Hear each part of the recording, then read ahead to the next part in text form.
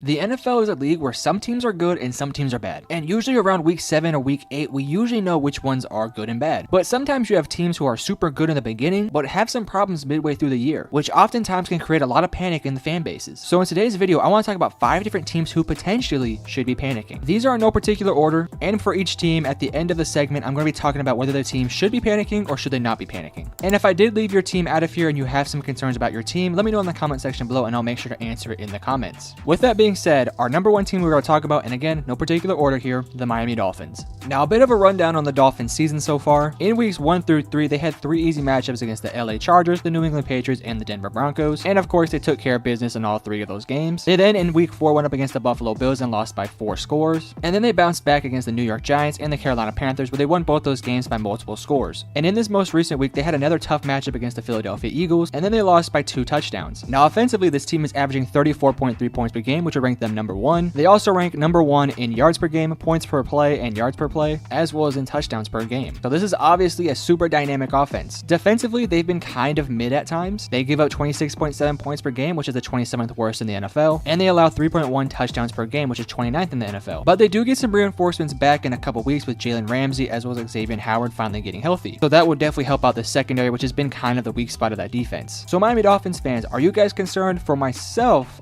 I'm going to say a little bit. I don't think it's time you go out there and make a big splash trade for Derrick Henry or anything like that, even though that would be nice. I think your team as a whole is good enough to potentially go in there and win a Super Bowl. But that being said, in your 2 matchups against really good teams, you lost. And they were 2 important games against the Philadelphia Eagles and the Buffalo Bills. Now, I understand the Eagles are potentially going to be in the Super Bowl this year. And at that time when they faced the Bills were healthy and playing really good football. And of course, in that Eagles game, there was a couple questionable officiating calls, as well as a couple plays that did not go your way. I think the Eagles game was a much better loss than the Buffalo Bills one a couple weeks earlier, but that being said, you still lost. And if this was a playoff game, then you'd be eliminated. Now, honestly, I'm not panicking that much for this team. I think the only big time panic that I am having is the fact that you did lose, like I said, to 2 good teams. But if I'm a Dolphins fan, I know that I have one of the best offenses in the entire league, and they can put up points on any defense. And defensively, we're going to get healthy with guys like Jalen Ramsey and Xavier Howard. And if they come back healthy and playing good football, they're going to slow down these opposing offenses, which means your offense can stay on rhythm, can stay on point, can put up a ton of points, and your defense will do just enough to hold off the W. So again, slight panic, but I don't think they need to go crazy in this trade deadline or anything crazy like that. The next team we're going to talk about is the Green Bay Packers. Now, after starting the season off 2-1 and having quality wins against the Chicago Bears and the New Orleans Saints, they have recently just lost 3 straight games. And it wasn't like this was a very tough schedule for this Packers team. In this 3-game losing streak, they lost to the Lions, which was to be expected, but then they lost to the Raiders and the Broncos. There's an argument to be said that the Raiders and Broncos are bottom 5 teams. And in fact, I think most people would probably agree with that statement. So the fact that you lost to these teams in very winnable games is kind of disappointing. Now, I didn't have a ton of hope this Packers team was going to make the playoffs. In fact, I think I had them at the start of the year around 8-9, potentially 9-8. But here we stand, and they're 2-4, and they have losses to the Atlanta Falcons, the Detroit Lions, the Las Vegas Raiders, and the Denver Broncos. I'll be honest with you, if this was Aaron Rodgers playing on this team, I think they're 6-0.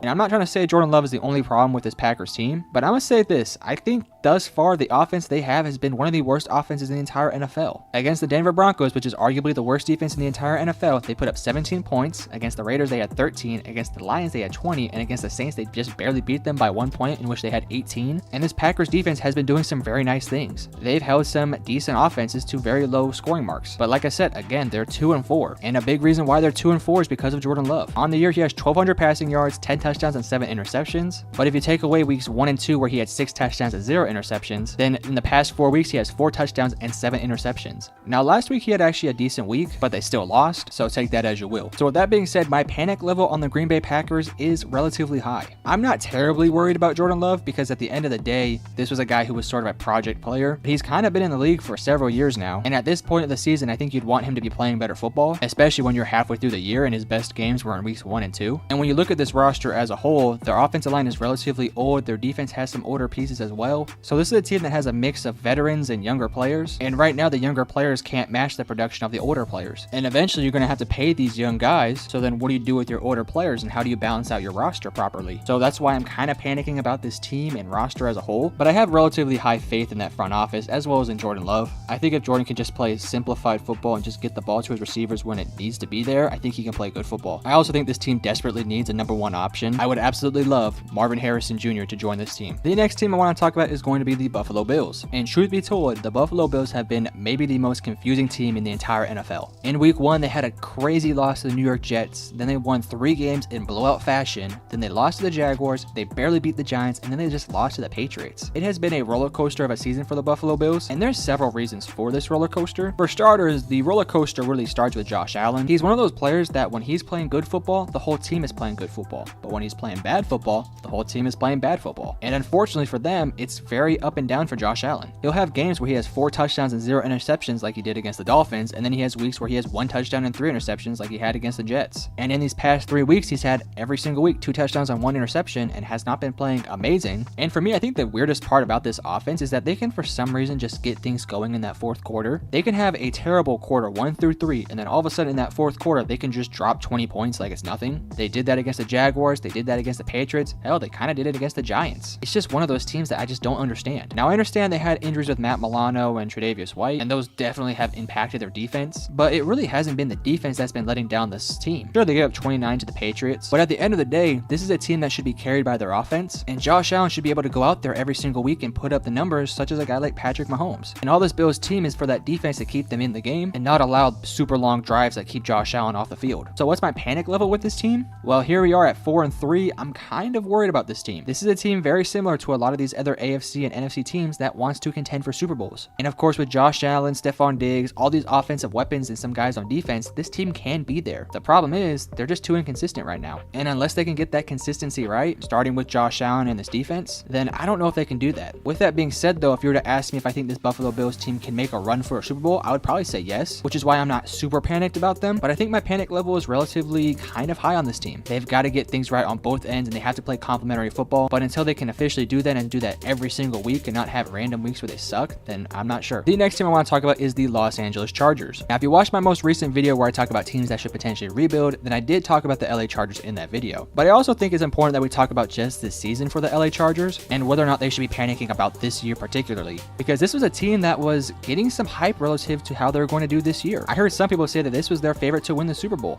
They were definitely not my favorite to make the Super Bowl, and in fact, I predicted that they wouldn't even make the playoffs this year, which might I say is looking pretty smart right now, but I'm not a fortune teller. I was just kind of taking a random guess. And here we are, they're 2-4 and have been one of the kind of weirder teams as well, because offensively they've been pretty good. They've scored 144 points this year, but what has really been killing this team is the fact that their defense can't stop opposing offenses. It's not the worst defense in the league, but it's definitely a bottom 10 unit, which is so weird because you have some really good pieces like Asante Samuel, Derwin James, Joey Bosa, Khalil Mack. The names just keep going on and on. The problem is that there's a lot of stars in this defense, but not a lot of continuity and not a lot of great schemes. And when there isn't a star in a certain position, you kind of have a lot of question marks. It's okay to have stars on a defense. Hell, look at the Dallas Cowboys and the 49ers. Those are star-filled defenses, but they also have really good complementary players around those stars. Whereas for this Chargers team, they don't have that, nor do they have the coaching staff that gives them the proper scheme to run. And it all starts with their head coach in Brandon Staley. So for myself, if he's still here, then my concern levels rise and rise. Because thus far this year, he's not a good game manager, nor is he a good defensive coordinator, so I don't really know what he's there for. Now, in that video that I talked about earlier, I did talk about that I wanted Kellen Moore to potentially become the head coach for this team, and my feelings about that still remain, because at the bare minimum, he's going to bring in some youth movement, and I think for this defense, you really have to take a guy who's going to gamble a lot more. This is kind of a conservative defense. They do blitz here and there. I think they should be blitzing about 80% of the time, because they don't have the coverage guys to really match up with a lot of these receivers and tight ends. Hell, Travis Kelce just dropped almost 200 yards on them last week, and that was against some guys on defense who are pretty good, guys like Eric Kendricks and Derwin James who were covering him, but no changes were made as the game went on. And that's another thing that keeps happening with Brandon Staley, a lack of adjustments. I think with Kellen Moore at the bare minimum, he should be able to make those adjustments, and all he has to really worry about is his offense. Hire a